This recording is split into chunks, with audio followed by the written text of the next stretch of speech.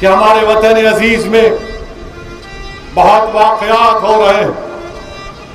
مجھے کئی فون آتے اور لوگ مجھ سے کہتے کہ اسد الدین اویسی ظلم ہو رہا ہے، تکلیف ہو رہی ہے. اسد الدین اویسی گھروں کو توڑ دیا جا رہا ہے، دکانوں کو توڑ دیا جا رہا ہے. مدھیہ پردیش میں 22 گھروں کو توڑ دیا گیا، سچ ہے. مسلمانوں کے گھروں کو توڑ دیا گیا.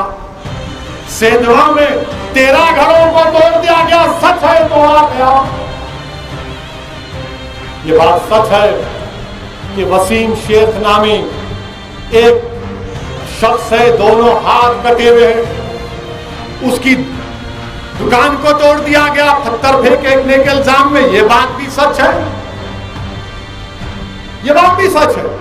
یہ بات بھی سچ ہے کہ دلی کے جہانگیر پورہ میں مسجد کے سامنے انلیگل بول کر توڑ دیے، ملگیوں کو توڑ دیے، دکان کو توڑ دیے، اس میں ہمارے ہندو بھائی کے بھی دکان توڑ دیے.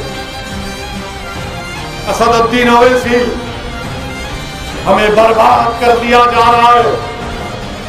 کوئی کہتا ہے کہ ہم کو ڈر ہو رہا ہے، کوئی کہتا ہے کہ ہم کو فکر ہو رہی ہے. میں آپ تمام کے درمیان میں ٹھہر کر کہہ رہا ہوں،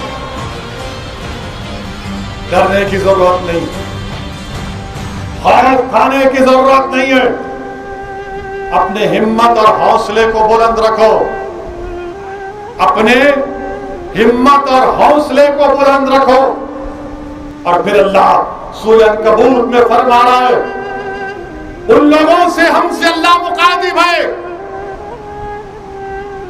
کہ جن کو ڈرایا جا رہا ہے، جن کو دبایا جا رہا ہے، جن کو کچلا جا رہا ہے، جن کی دکانوں کو توڑا جا رہا ہے، جن پر لاٹھیاں برسائی جا رہی ہیں، جن پر تلواریں برسائی جا رہی ہیں، اللہ سورہ عنکبوت میں کہہ رہا ہے کہ میری راہ میں جو لوگ مشقتیں اٹھاتے ہیں میں ان کے لیے راستے کھول دوں گا.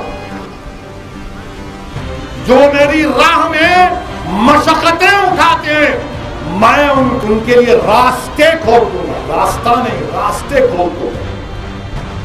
تو کیا کریں گے؟ صبر بھی کریں گے، ہمت سے کام کریں گے، کمر بستہ رہیں گے اور